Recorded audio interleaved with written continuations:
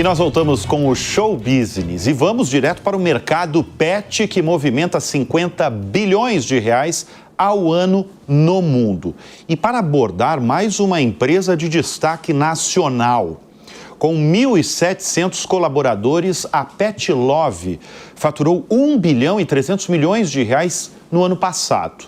Para este ano, o objetivo é crescer mais de 30% para 1 bilhão e 800 milhões de reais. A CEO da companhia passou um tempo na China, é filha de uma empregada doméstica e um marceneiro, tem formação em grandes instituições de ensino e hoje comanda uma das maiores plataformas de venda de produtos e serviços para animais de estimação. Nós vamos conversar com Thalita Lacerda, CEO da Pet Love. Thalita, obrigado pela presença aqui no estúdio. Obrigada a você pelo convite. A sua história, como eu adiantei aqui para a nossa audiência, pode ser, e na verdade deve ser, inspiracional para muita gente. O que foi determinante, Thalita, para você chegar onde você chegou nessa cadeira de CEO? Acho que o primeiro ponto é sonhar, né? E quando você tem uma infância difícil, poucos recursos, isso não necessariamente é uma coisa tão óbvia. Muitas vezes a gente cresce entendendo que existem limitações. Então, acho que o primeiro passo, e minha mãe teve um papel muito importante para isso, foi não me restringir, né, restringir meus sonhos, as minhas ambições àquela minha realidade.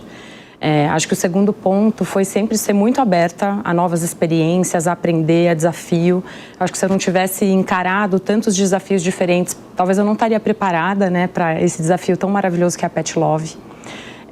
E eu acho que também estar sempre aberta e continuar aprendendo, enfim, né, cada ano um novo desafio, cada vez mais, né, crescendo conforme o desafio cresce, porque nenhum dia é igual ao outro. Então, qual que era o seu sonho quando criança e adolescente? Ser aeromoça. Ser aeromoça? Sim. É porque eu tinha uma vontade muito grande, né, de poder viajar para fora do Brasil. E eu falava, gente, aeromoça. E minha mãe teve uma grande influência, né, que me levou a fazer GV mais tarde. Ela começou a vida como empregada doméstica, em algum momento ela conseguiu um trabalho numa empresa e ela via, né, que todos os chefes tinham feito GV. Então ela começou a martelar a história da GV em casa comigo e, enfim, segui o conselho dela, um conselho muito bom, fui para a GV e aí, enfim, aquilo transformou a minha vida, né? Agora, o que é determinante, a gente já entendeu muito claramente o que foi determinante para você. Agora, para as pessoas que pensam em ascender na profissão e na vida também, o que é fundamental para você? Uma coisa, só fala uma coisa. Colocar o esforço, dar tudo de si.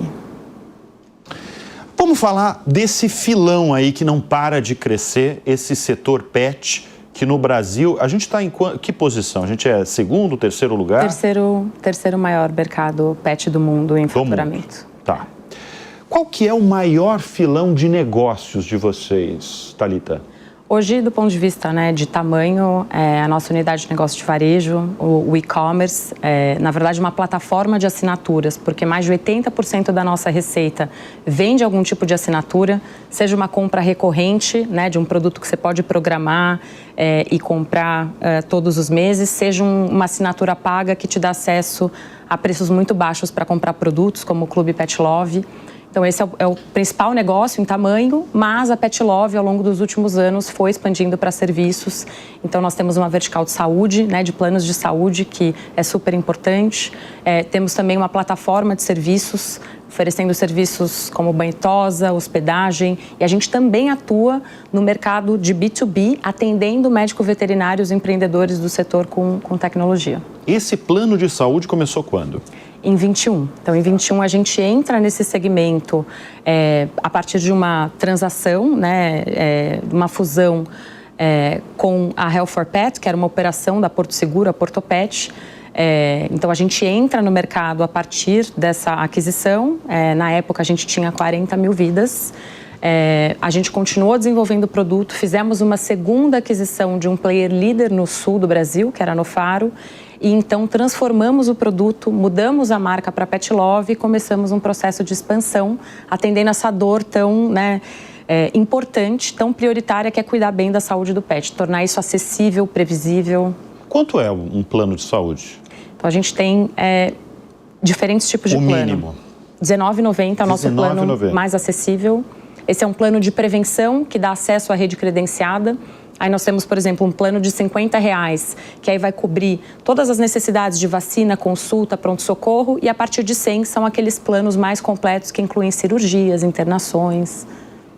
Quer dizer, é variado, bem variado, né? Dependendo da necessidade. A necessidade é só prevenção, a necessidade é, poxa, eu quero ficar tranquilo que não vai ter susto, né, do ponto de vista do gasto com a saúde do meu pet, poder fazer uma cirurgia no meu pet quando eu preciso, até planos mais completos que atendem pacientes crônicos que precisam de fisioterapia ou para aquele cliente que quer acesso a uma rede veterinária premium, né, os Einsteins da medicina veterinária.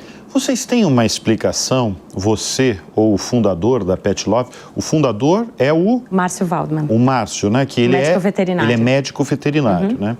Vocês têm uma explicação por que o setor pet ele é tão forte no Brasil? Bom, o setor pet ele é forte no mundo. Por que o brasileiro ama tanto os animais, os pets? Acho que o brasileiro, né, a gente é um povo muito amoroso, mas esse fenômeno do mercado pet é um fenômeno mundial, em que você tem cada vez mais o pet fazendo parte da família. Então, hoje no Brasil, mais de 67% das famílias têm um pet. 67%? Mais 67%. É um número muito relevante. Exato. E o Brasil é um país de grande população, né? Então, isso já posiciona o Brasil para estar entre os maiores mercados do mundo.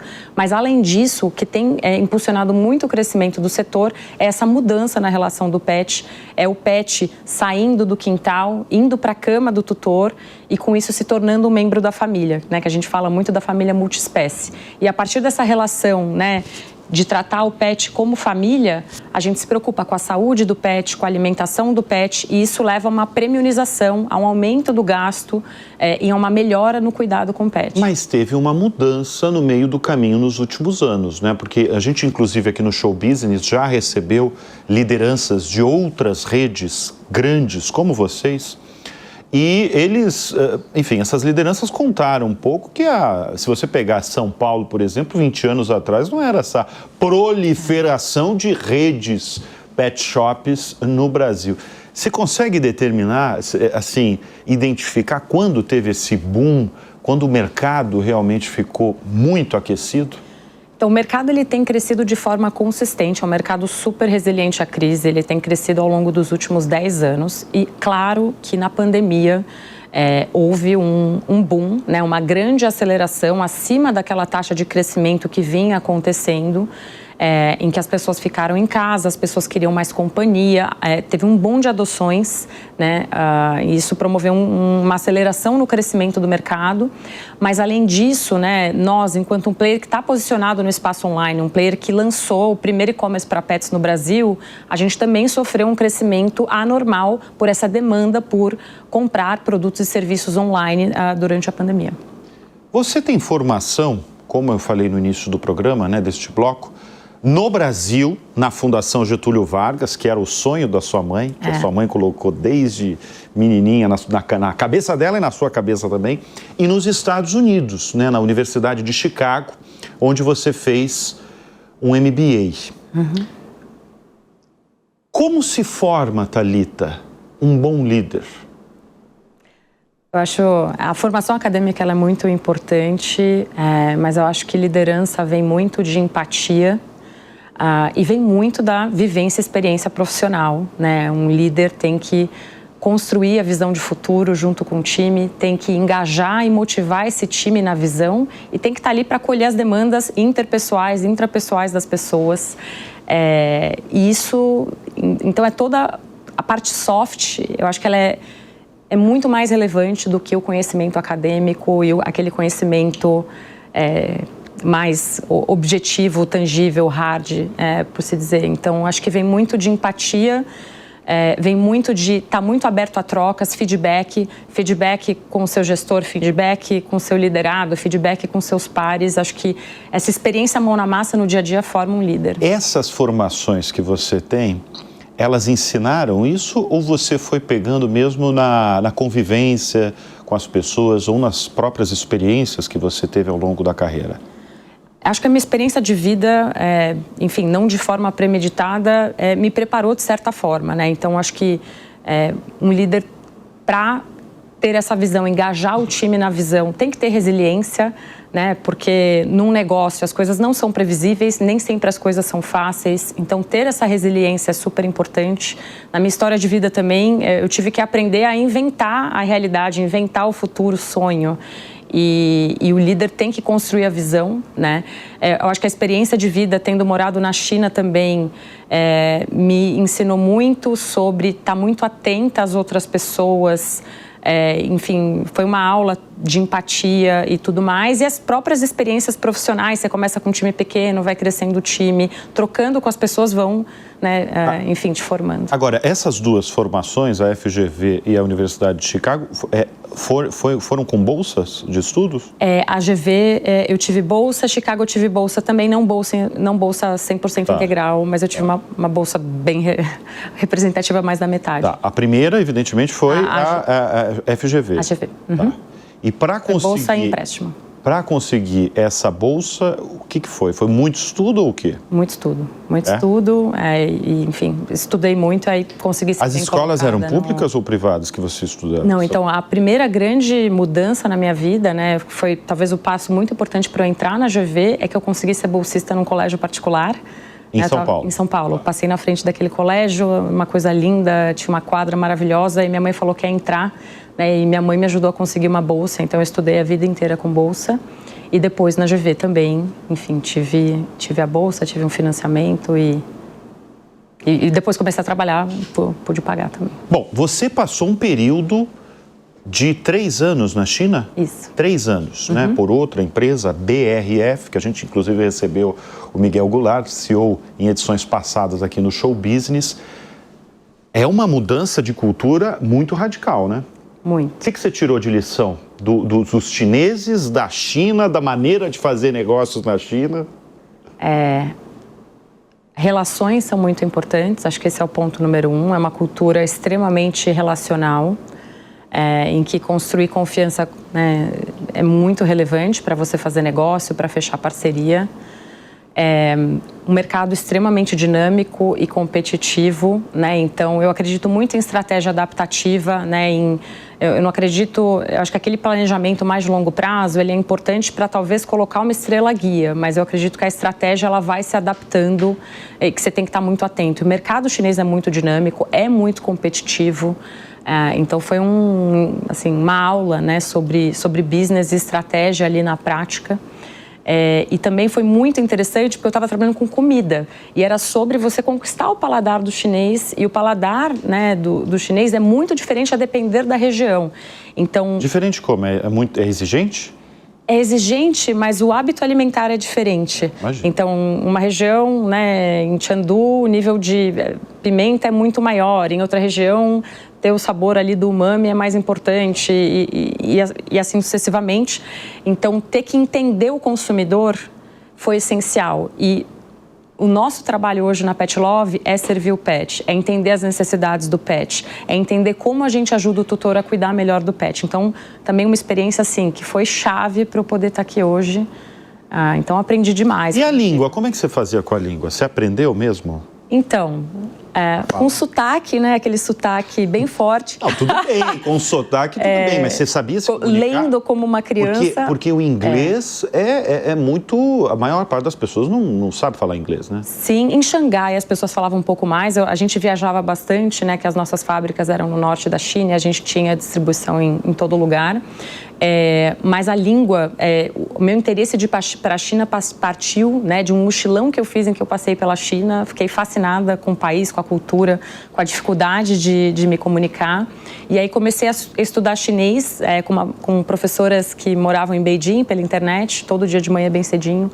Fui passar férias lá para estudar na Universidade de Beijing. E aí, quando eu fui, também continuei estudando. Então, eu me virava bem, claro que com sotaque horroroso. Não, mas tudo bem, mas sabia falar, sabia se comunicar com as pessoas, né? Muito bem, que história interessante, viu, a sua, Thalita. Eu acho que você, eu não gosto de revelar a idade das pessoas, mas a sua é relevante para a nossa entrevista. Você tem 37 anos, Sim. né?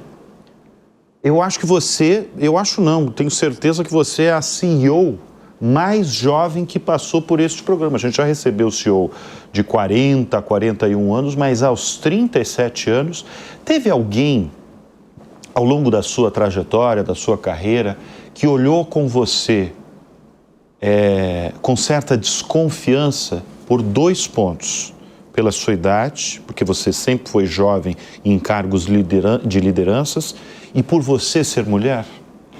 Olha, talvez, mas eu sempre tento focar muito no positivo. Ao contrário, assim, eu tive muitas pessoas que acreditaram em mim, me ajudaram, muitos mentores maravilhosos que abriram oportunidades para mim. Na China foi um pouco desafiador. O tema da idade lá pegava mais, né? Eu tinha um cargo de liderança e, enfim, a idade média era uma diferença muito grande. Mas aqui, talvez uma situação ou outra, mas nada, enfim, nada que comprometeu tal negócio. Que tenha comprometido. Acho que eu sempre, enfim, tentei criar valor, entregar um bom trabalho, um foco sempre muito grande, né, em resultado. Então, de tal maneira que, assim, quem eu sou, meu gênero, a idade seja irrelevante. Então... Bom, vamos voltar ao setor, ao seu negócio. Hoje você falou da expressiva participação do negócio do online, das assinaturas. O que representa hoje o online e o que representa o varejo físico? O varejo físico para a gente ainda é muito pequeno, então a gente começou com um piloto de 10 lojas, inclusive inauguramos a 10ª loja. Ruas aqui de São Paulo. Porque nós começamos pela cidade de São Paulo, a gente está super felizes com o resultado das lojas e agora a gente começa um movimento de expansão, não apenas com lojas próprias, mas também com franquias, mas o online é assim, a grande maioria do nosso faturamento.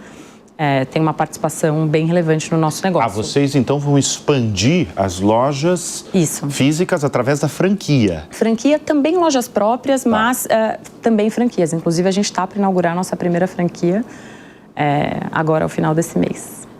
Quem vai ser responsável por esse crescimento de vocês esse ano de 30%? Um crescimento bem expressivo aí.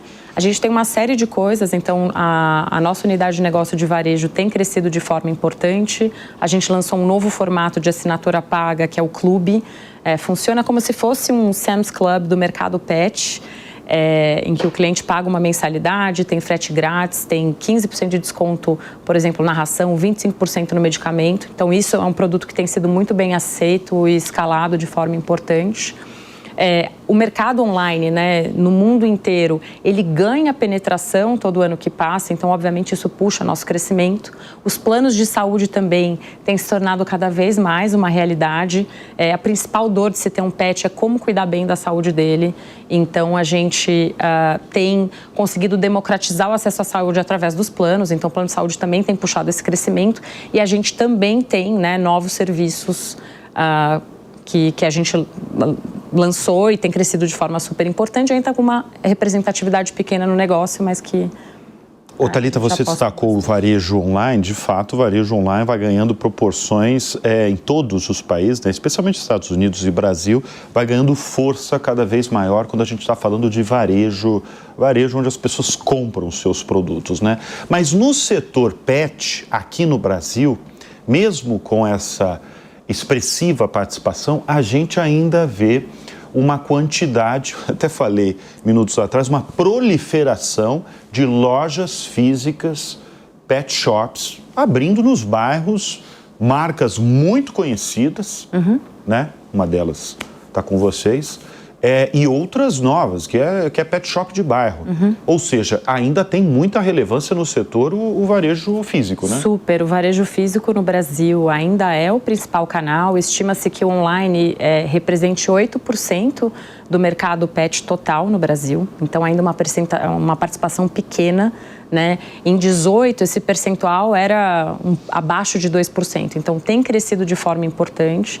E, para o seu ponto, a gente tem mais de 40 mil estabelecimentos, né, pet shops, no mercado. Na verdade, esse número absoluto no mercado brasileiro, esse número absoluto, na verdade, tem se reduzido. No entanto, o que tem crescido é a consolidação de algumas redes. Então, tem empresas com formato de loja grande, grandes redes, tem redes regionais, tem agropecuárias que são super fortes no interior. Você está falando de solidificação de determinadas. Como é que você vê a união da Cobasi e da Petz? A gente entende que é uma consolidação super importante do setor, né? E a gente tem acompanhado de perto esse movimento a partir do que está disponível publicamente. Então, as empresas assinaram, né, um acordo, né, de fusão. A gente entende que esse processo também vai passar pelo CAD, então a gente tem monitorado, ainda é muito cedo, enfim, para... Mas você acha que prejudica vocês, o setor? Acho que não, porque, enfim, a Pet Love, a gente sempre fez o diferente, né? A gente lançou o primeiro e-commerce para pets do Brasil, o primeiro aplicativo para pets, o primeiro plano de saúde, o primeiro marketplace de serviços. Então, para a gente, foi muito sobre como ser diferente, como resolver a dor do pet. Então, a gente, na verdade, é muito preocupado com a Pet Love, com como a Pet Love pode surpreender o tutor, democratizar o acesso à saúde. Então, para a gente entende que, né, continua o jogo, enfim, e competição sempre tem um papel muito importante também, né, de manter a gente atento, fazendo o melhor, não deixar, né, a gente se acomodar, enfim. Thalita, e quais as tendências desse setor que vocês observam mesmo dos consumidores? A gente vê uma preocupação crescente com saúde, né? Então, o plano de saúde PET é algo que a gente entende que resolve uma dor central dos tutores, com uma busca e um crescimento muito importante. A gente também vê um aumento de participação, uma grande preocupação com produtos naturais, né? Algo que é realidade, por exemplo, se você vai no mercado americano, no mercado europeu. Então, um aumento, né, e a procura de produtos naturais. No caso de Pet Love, em que a gente atende esse cliente que tem essa relação muito íntima, né, com os pets, a gente vê uma procura pelas rações super premium, que são aquelas rações de melhor qualidade, com maior concentração de proteína. Então, isso é um pouco da realidade que a gente tem visto. Claro que quando a gente olha, por exemplo, para classe média, para classe D, a gente entende também que existe uma procura por produtos muito acessíveis e, portanto, Isso é uma questão que eu ia levantar com você. Qual que é o público de vocês? Porque a gente está falando de plano de saúde. É o quê? Qual que é o público de vocês? Então, é alta renda. Então, não é. Não é? Não é. Metade dos nossos clientes são da classe C e a procura por plano de saúde, por exemplo, poxa, o quanto você ama seu pet, a sua relação emocional com seu pet, ela independe de renda. E o plano, ele se torna ainda mais relevante para uma pessoa que não pode ter aquela surpresa de ter aquela conta alta fora do orçamento. Então, a gente vê, de fato, os nossos produtos, né, o plano de saúde, a assinatura, como uma forma de democratizar o acesso. Então, claro que a gente tem participação, né, clientes classe A+, classe A, classe B, mas metade dos nossos clientes são da classe C, por exemplo. São muitos pets, né? Eu tenho um dado, que eu acho que é o dado mais recente, são mais de 55 milhões de cães. Tem gato aqui? Não tem gato aqui, mas tem os 55 milhões de cães, segundo a Associação Nacional do setor, a BIMPET, né? É muita gente, na verdade, eu acho que, na verdade, é um setor extremamente promissor, né? Sim, você tem hoje mais pets que crianças no Brasil e, enfim, a gente entende que o percentual, né, de famílias que vão adotar um pet vai continuar crescendo e que essa relação, né, de família, essa humanização do pet também é uma tendência secular. E a abertura de capital está nos planos da empresa? A gente está super abertos, né? Obviamente, a gente não entende que tem mercado para uma abertura de capital. Não tem mercado? Nesse momento, agora, esse ano, não. É algo que a gente está aberto, considera, mas nenhum plano específico em relação a isso. Você foi parar, eu acho que está muito claro para a nossa audiência, a sua história, né? Da onde você veio, as suas ideias, as ideias da sua mãe, o seu esforço pessoal. Mas como é que você chegou no setor pet e na cadeira de CEO? Legal. Pet Love. Bom, eu estava trabalhando na Tarpon, né, e o Pedro Faria me convidou. A Tarpon é o fundo, né? É um fundo de investimentos de private equity, e o Pedro Faria me convidou na época para trabalhar com ele e me chamou para ser sócia dele, e a gente começou uma gestora que se chama Camarupim, uma gestora de crescimento que hoje faz parte do Pátria, né? E aí a gente fez um investimento na Pet Love, começou a estudar o mercado pet, e aí eu comecei a trabalhar com o fundador da Pet Love, com o Márcio, ajudando ele ali no que ele precisava. Estava no conselho da Pet Love também, e em 20, na verdade, o Márcio decidiu, enfim, procurar um sucessor. Começou a ter um processo, eu fui escolhida nesse processo e me tornei CEO da empresa em 21. Por que você acha que você foi a escolhida pelo Márcio? Eu não sou a melhor pessoa para responder, mas... não, mas fala o que você acha. Acho que o Márcio e o conselho me escolheram, enfim, talvez pelo meu nível de paixão, energia e entusiasmo com o negócio. Enfim, por eu conhecer também o negócio intimamente, eu estava lá dentro, enfim... Ô, Thalita, a sua mãe deve morrer de orgulho de você, né? Sim, isso sim. O que você falaria para ela em relação a tudo que ela passou para você, os ensinamentos, esse sonho de crescer, de sair daquele lugar que você estava, de pensar em FGV? Eu já falei para ela, muito obrigada. Ela foi... luz e inspiração. Não, eu imagino que você está emocionada mesmo, porque é uma história notável. E além dessa trajetória notável da Thalita Lacerda, e tão jovem, de 37 anos, você tem ainda 2 filhas, né? Sim. Eu tenho 2 filhas humanas, uma canina, né? Então eu tenho uma 2 filhas humanas, exatamente. E uma canina. 2 meninas, 3 meninas, né? E qual é a lição que você passa para suas 2 meninas? Suas 2 meninas humanas. Dê o seu melhor, enfim, dê o seu melhor, tenha curiosidade. Então, quando elas tentam fazer uma coisa e não conseguem, né, assim, que seja num jogo ou estão aprendendo uma coisa nova, poxa, tenta de novo, vamos fazer de um jeito diferente e tal, enfim.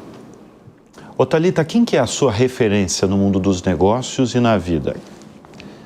Quer falar na vida, a minha mãe, que sem dúvida...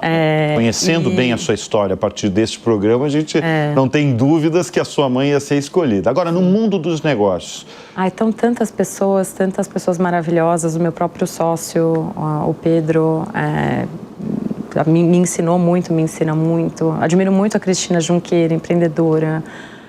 Fora do Brasil, a Indra Nui, que foi CEO da Pepsi.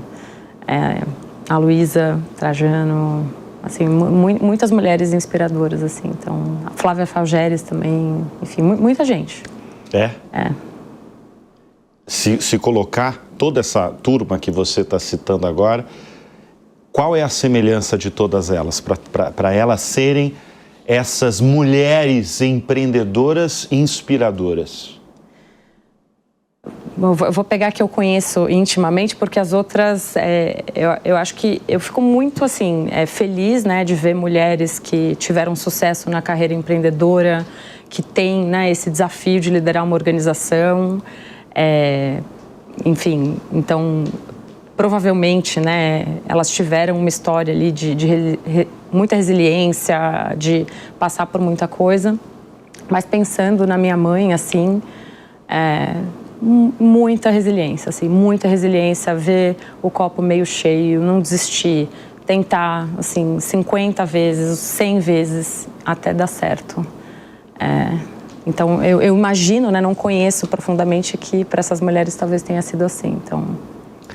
Muito bem, nós conversamos neste bloco com a Thalita Lacerda, CEO da Pet Love, que com essa conversa aí deliciosa a gente pôde conhecer um perfil inspirador, porque no início do bloco eu falei, você pode inspirar muita gente, mas você deve inspirar muita gente, porque sua história de vida, sua história profissional é notável. Obrigada. E merece ser contada para milhões e milhões de jovens brasileiros. Parabéns. Obrigada, obrigada pelo convite. E um super prazer recebê-la aqui. Igualmente.